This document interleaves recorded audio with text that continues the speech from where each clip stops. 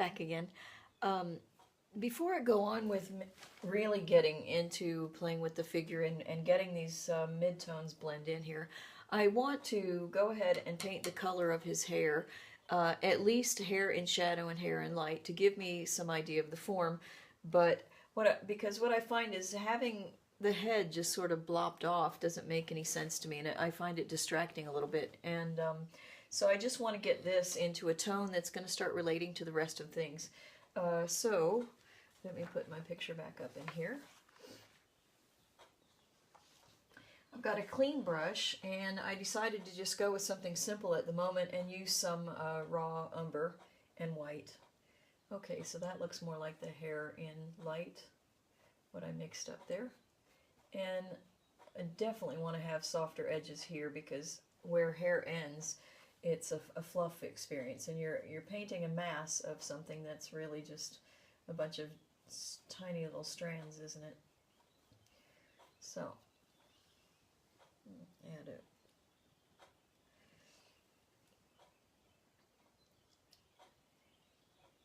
Okay. Again, this will be something that I'll go back and build on and refine, but at this point, I just want to get something in to start relating things with.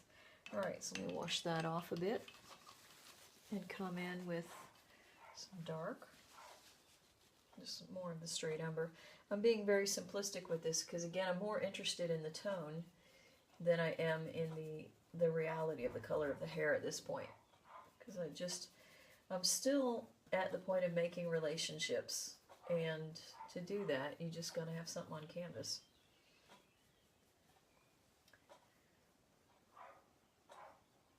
Oh, Gregory. He just has this feeling if he makes enough noise that I will stop everything and go cater to him.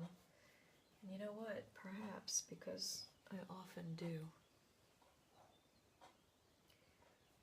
So.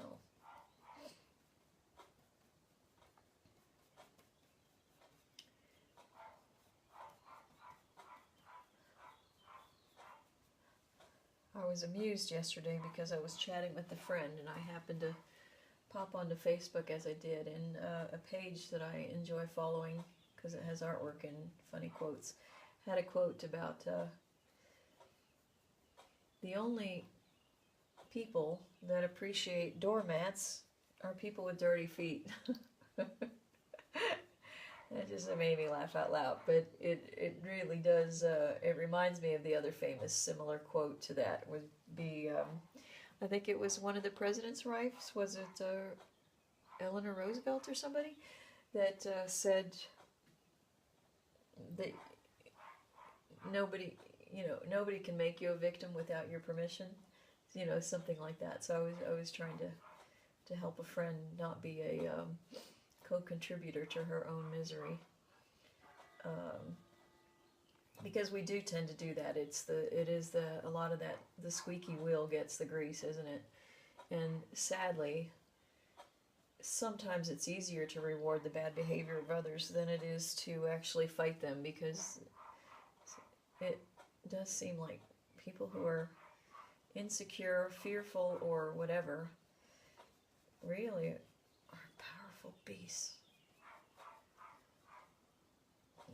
Seriously, change so much of our lives for the worse.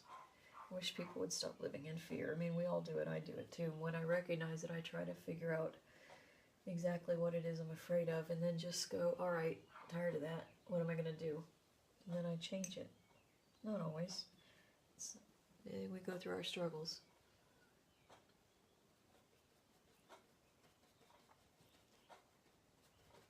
So I told you I was going to do more of just two-tone kind of thing, but now I'm sort of mixing things up a little bit and going, why not just keep going on stuff? But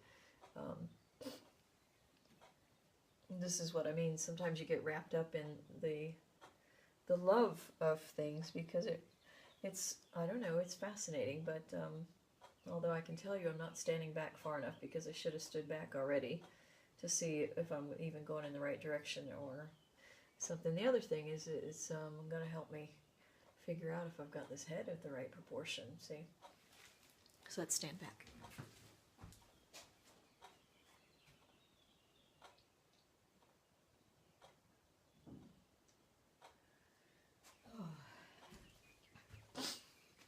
I'm going to have to think on it, but I'm not really sure if his head is tall enough, but this space here seems a bit short. But at the same time, it could be my perspective and walking down that stair, but also there's a wee bit of a glare that is on this painting when I get there. Okay. So do you see that just if I put in the dark side of the head here, of course, the large part of our skull is the higher up and towards the back. So what's happening here is the skull bone is coming into the spinal cord of the neck, and we're getting more. This is a darker thing because this part is actually shadowing, causing a shadow on this part, and then this is turning away as it goes toward the side of the face. So you have two different reasons why this starts to get darker here. But the interesting thing is that when I put this in dark, and notice his hair is cut, it's fairly short, but I'm using that my strokes here to sort of show that that's what's going on. And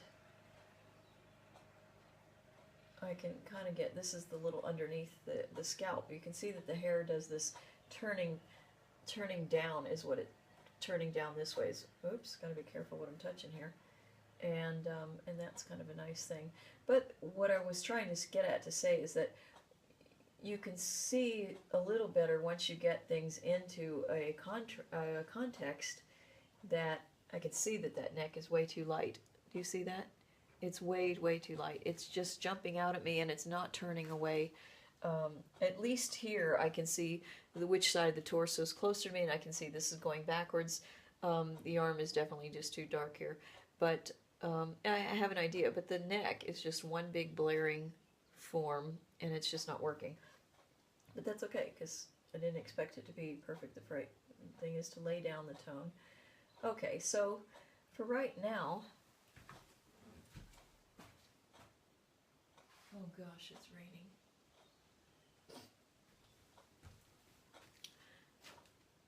For right now, I think this grouping is good enough to let me move on. At least I don't see a big white space anymore. And it'll get more attention later. Okay, so put this brush aside here. Now I want to pick up a smaller brush, and I want to start working these transitions here.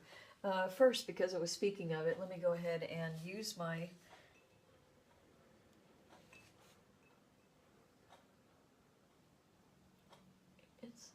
it's debatable whether it's a shadow side, but I don't know that I want to go, well, yeah, let me err on the side of being dark, because again, sometimes it's hard to keep your darks.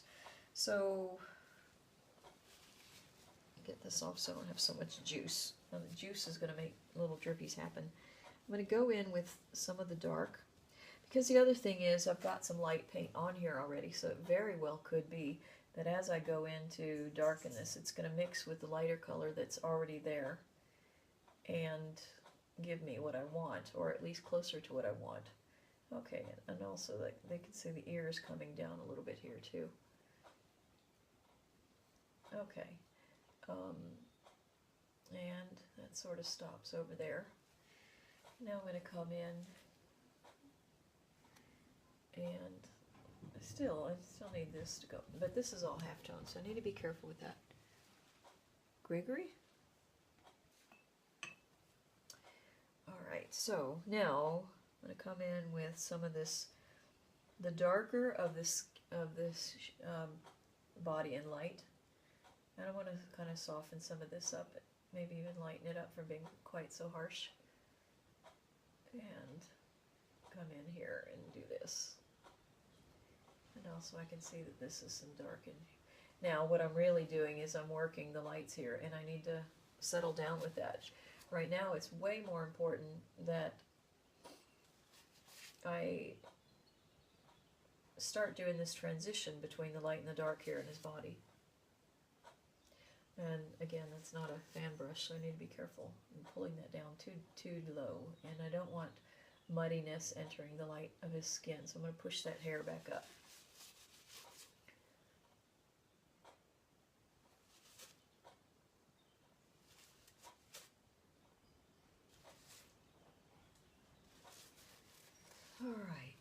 So the transitions are the exciting part, because you can have, it's the part where your whites are getting darker, which means you're going to have more chroma, and you're going to go into the darks, which you really want to have not necessarily a flat thing, but and not necessarily lack of color, but you definitely want to have this.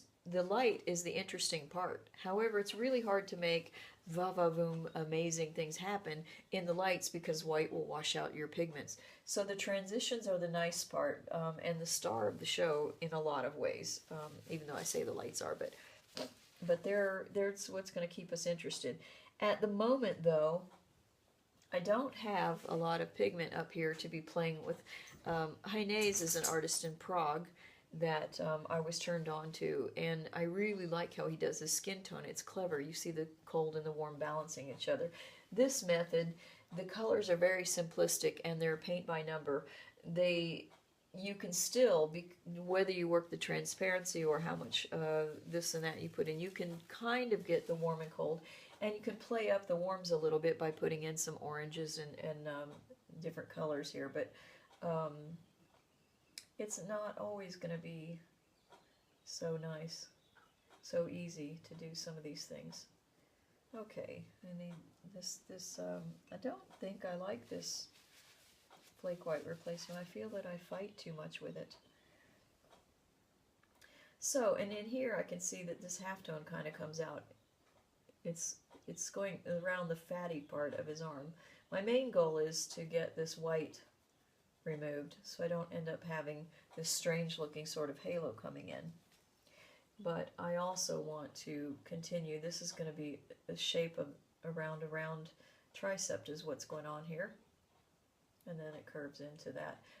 The deltoid, of course, covers the shoulder bones, and it comes down. It inserts actually right about there, so you're going to see kind of this. But in the meantime, this part is going to be roundest because it's part of this triangle muscle. The deltoid is named for a triangle, and then this will be the split. There you have your bicep. You have a little profile of the bicep, and then you have the triceps coming in. And again, triceps are not often distinguished. Well, I guess maybe the biceps are not either. You don't really distinguish them as bicep. It means bi means two, and then sep is Latin for head. So it's a two-headed muscle, whereas the triceps are going to be the three muscles. And but you don't necessarily see all of that all the time, because depending on what we're doing, what the action of the muscle is. But most of us have, well, probably undeveloped triceps, I should say. Not undeveloped, underutilized perhaps, maybe. Okay, so I'm just trying to get in a little bit of tone in here. And I need to go in and paint the background in here to remember that I'm purposely changing the direction of that. Now I'm going to go in for the transition of the back. And again, I'm not worried about the details such as the highlight of the shoulder. I am looking at the distance of the shape, because the dark comes up to about halfway the arm, where the crease of the arm goes. So that actually tells me this needs to be a little bit higher, but it needs to be a light color, not this color on my brush. Okay, so he's got some things going on here, but I can pull this middle tone here a little bit higher. And again, I want to keep things soft. I probably should be using a little bit larger of a brush so I don't get all these chicken scratch things, but I really enjoy this sable brush here. Oh, and this is a stupid thing. Last night when I was filming the video, I put too much new mineral spirits into the jar, and so then I put this in. What happened is the level of the liquid came up to here. Do you see how it ate the color? The pigment, the material that's covering this stick of wood here, it ate it up, and it's like this icky, yucky plastic, and then you have to wipe it all off, of course, but then you now have this sticky stuff, and that was really, really stupid. It was one of those examples where I said, I think, oh, don't put that too high, and then I go, oh no, I want to make sure I have a clear thing, so I overthink things, and then I end up doing wrong, and then I totally forgot and ruined one of my favorite brushes. Didn't ruin it, I'm being dramatic, but, you know. Okay, so continue on with this, because at some point I need to break for lunch, but I wanted to get this done because I feel that this paint is really, really drying quite a bit. It's a sticky feel. It's really, it's not juicy like I want oil painting to be for me. I like oil painting that's juicy, and hopefully it will look juicy, but it's as far as the joy of the physical painting itself, it seems to be. Okay. So what happens here, when I end up rubbing too much like that, I really need to come in with the bigger brush, or in this case I'll be lazy and I'll do a big fan brush. Okay. Now, because I don't really see what's going on in the bum, I think what I'm going to do is take some of this and decide some sort of border. I may end up changing that, refining that as I refine the anatomy, but I just feel as though I want to have something there. And again, I'm trying to avoid the halo effect. So this is the color that I had mixed for the dark of the skin. I mean, the dark of the lights of the skin. I still feel like it's a little bit too dark. Okay. The other thing is I need the bum has soft poochy muscles. So what happens is when you take something soft and press it against a hard surface, you get the soft is going to bulge a little bit, and you want to portray that so that you have a feeling of him sitting on the rock. Right now he looks pasted on top of the rock because the bum is totally rounded, and I'll come in with the dark later and straighten that off so it looks like soft meeting hard. And then of course I'll put a little bit of light here and shape a little bit of that so you see this soft fleshy thing. But at the moment, right now, I just want to cover up white board and get this going here.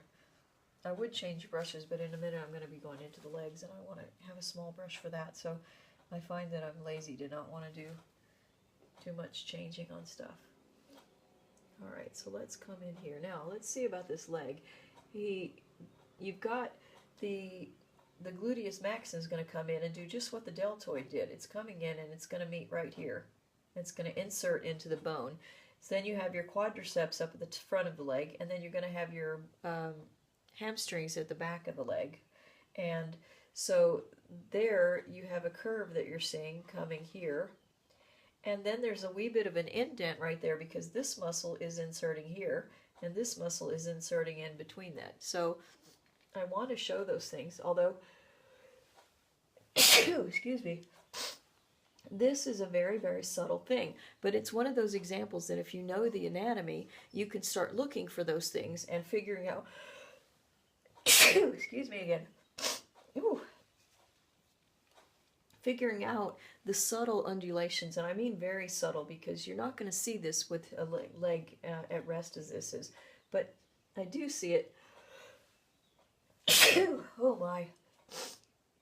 I do see that this is a little curve here, and that it's very subtle again. If I didn't know to look for it, I might not see it. But I do know to look for it, so I'm going to use that knowledge to my advantage. Greg, what you on about?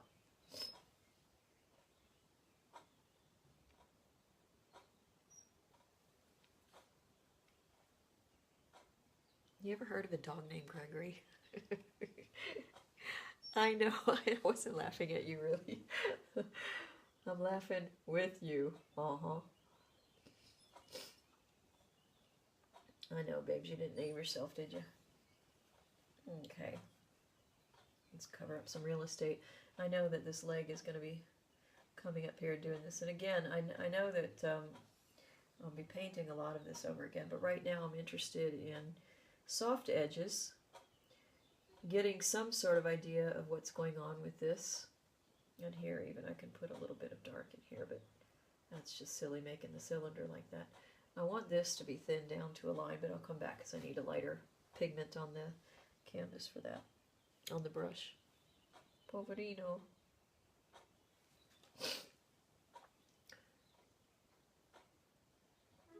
Nori and Paolo are planting tomatoes today, and I think it's quite helpful that Gregory likes to hang around with me because he goes into the greenhouse and then he starts digging where they're trying to plant Or worse, if they've already planted something, then he's just a little beast. And of course, you know, the nature of puppies, they don't really understand what the difference is with what they're doing, so. Alright. So then we'll go back here. Where'd you go? Although it's lunchtime, so I have a feeling he knows that because he's going to wait for his dad. He doesn't want to miss the bus. Which he won't, but it doesn't matter because, of course, I have food here. And sometimes he stays here with me.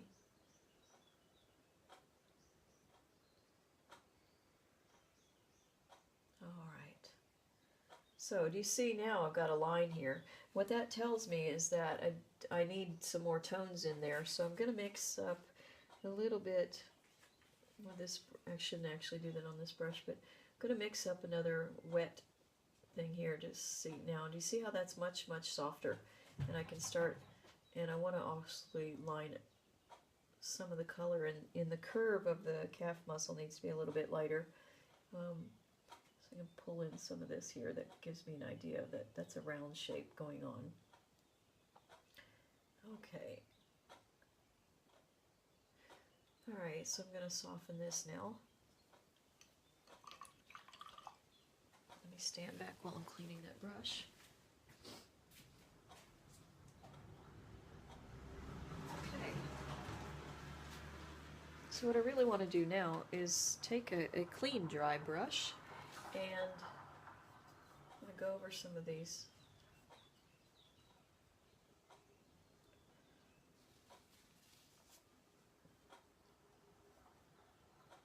Softening some of these blends that are here.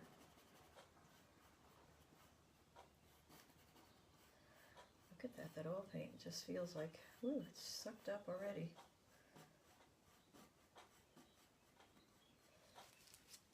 I wonder what that's done over here. That's not so good. Alright, so I just want to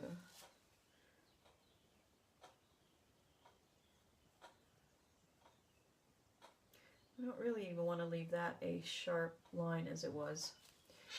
It can be because it's, you know, one form lying on top of the other, but I like the legs to be soft. And again, it's easier to make a hard edge out of a soft one and more difficult to... Alright, let's squint the eyes here. I'm okay with this tone. It can actually go darker back in here. I'm going to want to refine that form a little bit, I know, because I tend to like the rock and roll and things.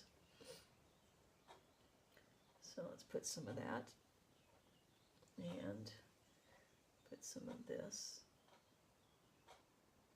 Do you see how I'm exaggerating that to some degree? But, okay.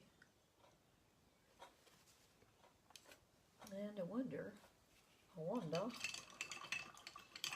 if I hadn't painted anything here, I'd go in with some spirits and kind of clean this up a little bit to remind myself that that's an area to deal with. Of course, I'm getting into wiping off some of the rock paint, but and you know that I may have exaggerated that, but that is kind of my voice to do that. Not that I'm saying my voice is the most amazing thing ever, and I end up correcting a lot of it myself. So, let's see. Alright, and before I forget, let's slender that down. So that means put on a wee bit of white into this underneath the arm here, and then let it gradually go darker as it goes into the belly, as into the folding away. Okay.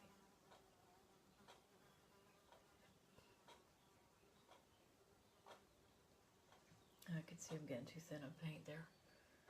Okay, let's pull a little bit more of this into there. There we go. Because white can be opaque if it's thick enough.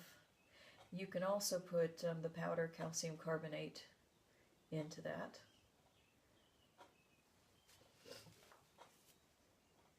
I'm getting ahead of myself a little bit, but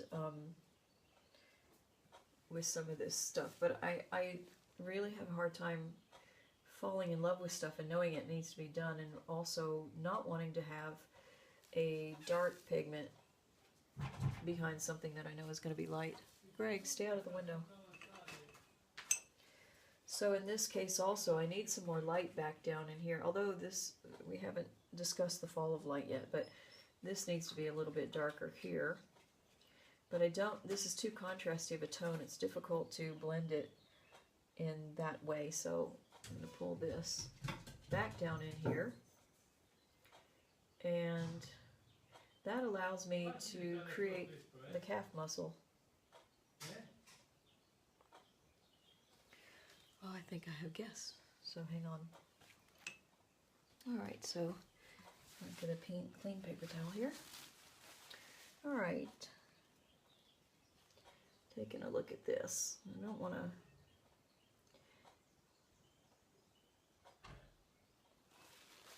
Alright, again, this is the side plane, or the leg is vertical, so that means it's not going to have as much dramatic bright light hitting it directly because it's going this way instead, and the light source is coming from up high. And then as we go down, of course, that needs to get darker. But I'll deal with that in a separate step. Right now I'm trying to make sure I keep enough light here and I get my form. I'm a little bit concerned right now that I'm making a leg look bent too much. The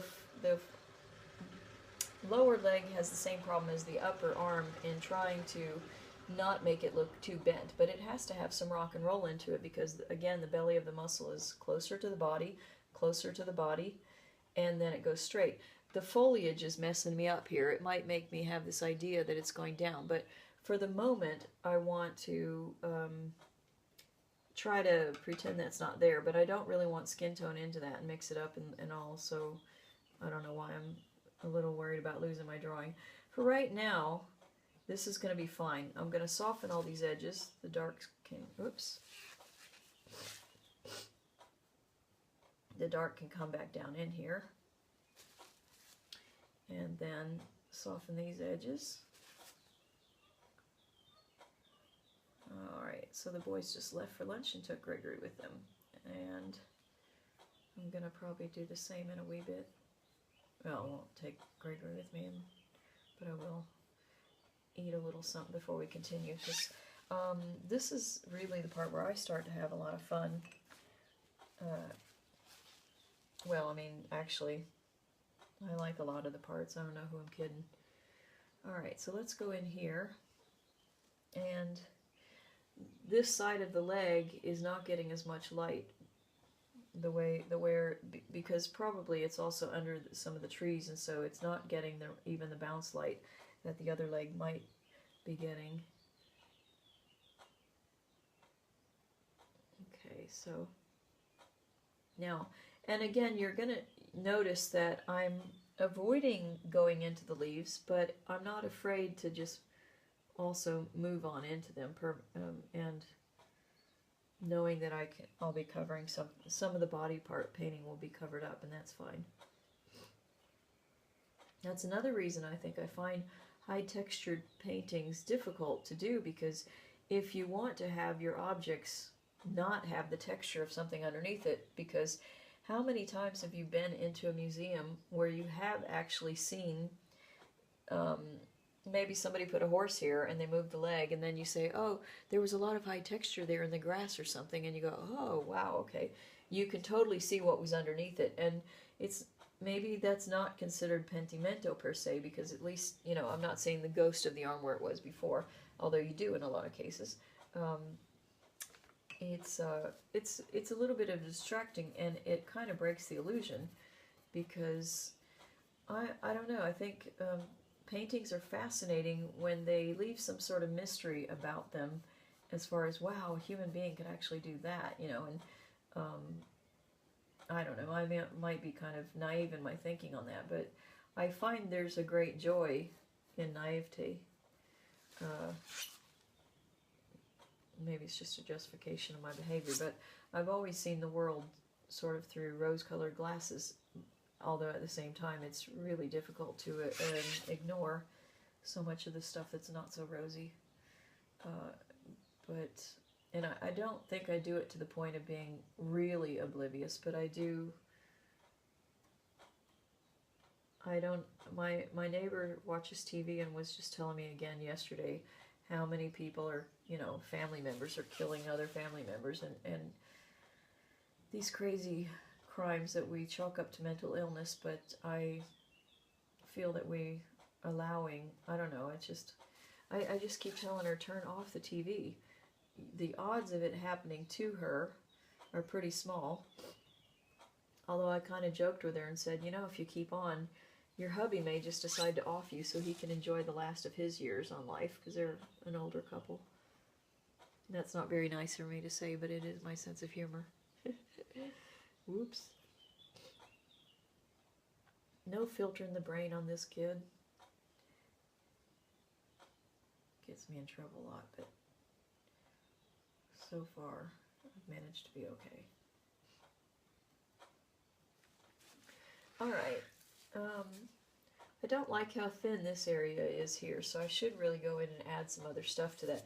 But at the same point, what really bothers me more than this, because this is starting to come along, I think, is I want to fix this arm, because this arm is now dramatically too dark. And it may be that I will go up and build up the darks into his body here. But you see, overall, his body doesn't seem so dark as a thing. This is definitely standing out too dark. I hope you can see that. So I've got to fix the things that are really wrong before I allow everything to set up and dry, because I don't want that to always be so dramatic like that. So I'm going to wipe off my little blending brush, put that down for a minute. Go back in with my little smaller blade here because the arm is small. And again, I've got a little bit of light reflecting into it here, but it's still considered a dark. So it's also a cooler color, which is interesting because everything on my skin tones are a bit orangey. I didn't put black on the palette because I wanted to keep a high key kind of figure, but let's see if I can put a little bit of light. Now he's got the bend. The elbow is going to go, so it starts to, it looks like I have the shape kind of wrong here. The elbow's going to go here, then maybe it's just that this needs to come out a little bit more, show the belly of the forearm. Okay. Maybe what I should do is back up a wee bit, put some of this, get this lighter.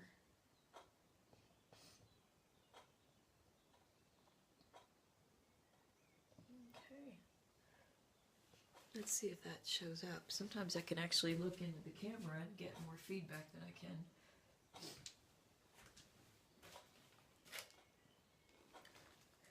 So it's interesting because with using my phone there, I can't really zoom in on things as I was hoping, as you can with the video.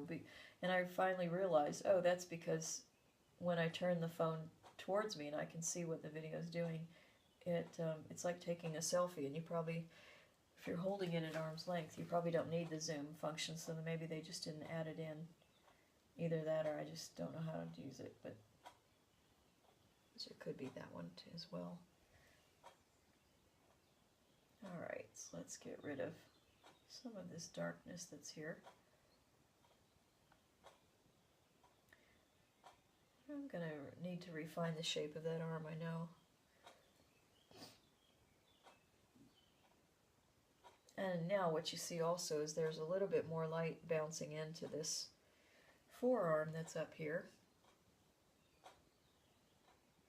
And then we'll go here, cause that. Because it's a round shape, and round shapes do a softer transition in light than blocks.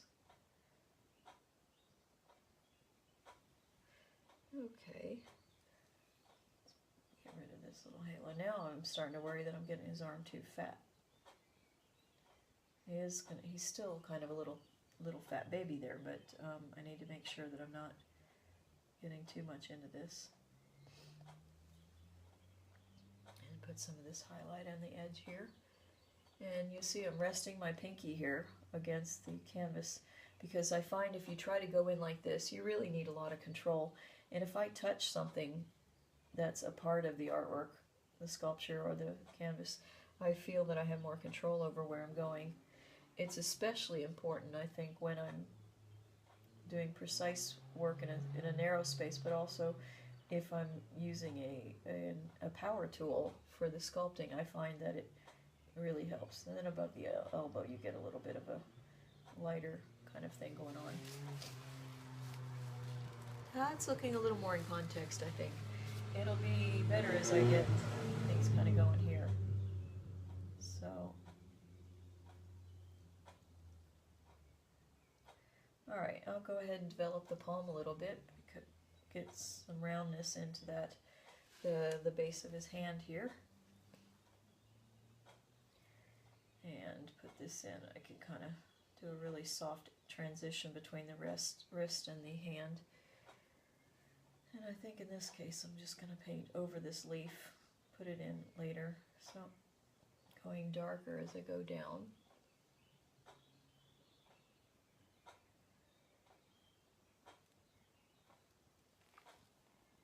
And I don't actually see a lot of things happening here, so a lot of times I can take my own hand and model it and go, okay, the chunk of the thumb is going to be going out a little bit more, and then go down in vertically into this kind of shape here. It's sticky, this stuff.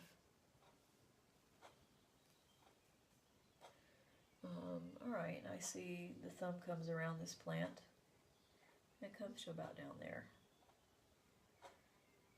It's catching some light, not as much as I've given it just now, but I'm not going to worry about it too much. Okay, I think I can leave that because the plant will be in front of that.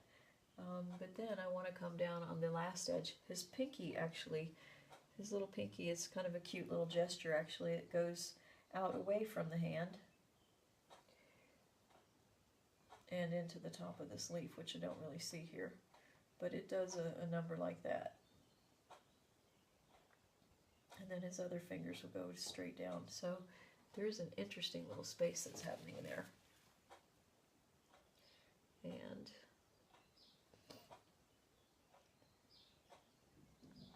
so his fingers are coming down into this. And I don't see the rest of it. So yeah, okay, so I'm going to soften the curves of the muscle there. I don't want any hard lines per se. Stick that in there. See, it's really annoying because if I scooch my hands up close to where the bristles are, I end up having this horrible sticky sensation on my hand, and I hope that's not going into the painting, but of course it's not. Alright, so let's put now, when I'm trying to blend this here, I don't really want to be removing all of the paint. So I've put a wee bit amount on this bristle brush, and I dab it onto stuff because I don't want to put a lot of paint on because it's going to confuse the issue and make a lot of mud. But I want a little bit of paint so that I'm not really just scraping off stuff. And see, I can see that was too much. I want this subtle effect that I'm adding another layer in stuff, but the main purpose of this dry cleaner brush is to smooth things out, okay?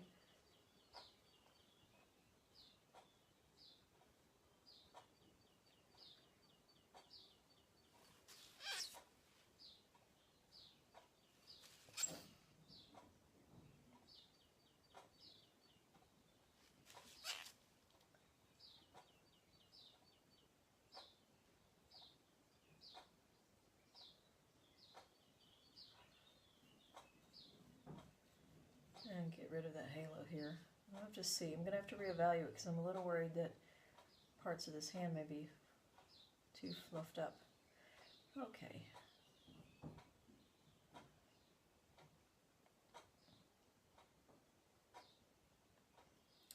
We're having our spring weather was hot, almost summery hot. Now we've got a cold front that came through and did that, so it's kind of nice. But now it's raining this morning, so I'm not really happy with this area of the leg at all. I may have to come back and rework some of that. Soften this baby. And get that neck to hopefully start looking like one form, because see, this is actually the jawbone, I mean the sternomastoid muscle here, so the neck is actually from here to there, and that's what I've got to differentiate on the two there. Oops, don't want that wrong. We're going down into the hairline. He's got a cute little point coming there with his hair. All right, but I'm going to drag that down. So standing back,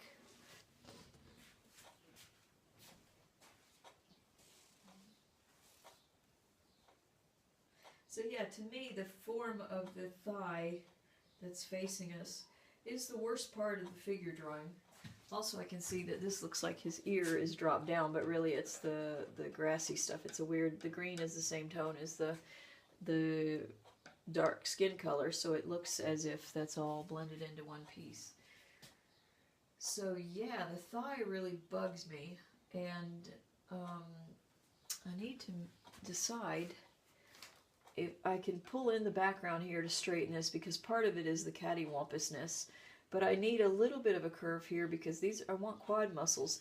And the rectus femoris is your quad that's right straight down. That when you look at the front side of the body, it comes down the middle of it.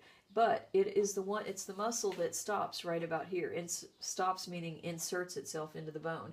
The other quad muscles come in later. The one inside the knee goes lower, and the one outside. But there's a point where the rectus femoris creates the profile, depending on the angle, of course, of the leg. But I want to come in, like, I need a little bit of a curvy there. Doesn't need to be a lot again, because he's also a body at rest. But the femur will go from about this point in, and it's a bone that goes this way. I'm exaggerating a little bit, but it's got to bend this way. So the muscles lie on top of it, and it's going to emphasize the structure, the same way that you hang windows on a house. They're going to fall, you know, if it's a Gaudi house, the windows can be all over the place, but they're still following the line that he's determined for the shape of the building itself. Okay, and then we come in here, there's a little flat spot that's going to happen, but these tones are similar enough that it's going to be okay. What I want to do is put more paint on here. I started off with dark because I still need the feeling of a round cylinder, okay? So I feel that I want to put in a darker pigment than what is actually there. Or maybe that's not true. Maybe it is there, and but here on this curve I can see that there's a little bit of a highlighted thing hitting in there. So I want to be careful with that. Also, I can see that this leg is doing the fall. It's bright here. As this goes away, it's going to be getting darker here, but that's going to help the effect of it being a cylinder with the reflected light basically being the highlight in this case of that. So once again, I've exaggerated this. Now this dark stops before you get to the intersection of the legs, so this is not really a good thing right here, and it sort of just does this kind of circular thing that's happening.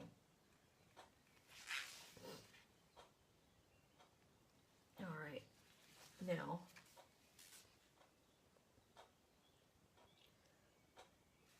I'll mix in some lighter stuff with that and put this down up in here, because I'm wanting more paint on than less is what I'm doing. Now there's some little bit of darks happening here, but again that's working the light section and really getting into the details, and it's just a little bit too early for that, and I want to basically get these relationships figured out and then kind of let them dry a little bit, and then when I come in later I can really wet the area again with the new paint and start going on. Yeah, you see, I always travel around like this.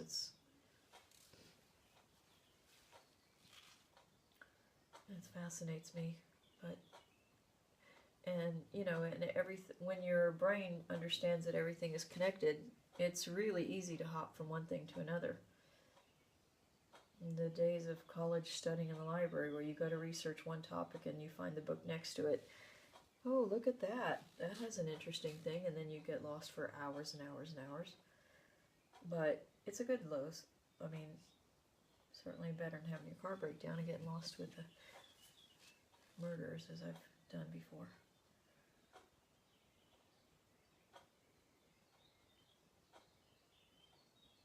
Okay, now I can tell that that dark has come in too far. It's, you know that you're doing it too blotchy when it looks like he's got a bruise. And you're seeing I'm painting a little bit like this because this is one big, the vastus lataris muscle it's a fairly large muscle, and I want to get sort of the idea of it being the roundness of it, so I can control that a little bit by the strokes, how I'm applying the paint. See, this is very thin. This area is just very, very blotchy looking because of the way that I'm painting with no paint. And I need to get more stuff in there so that it actually can get some good looking things going on. All right. So for now,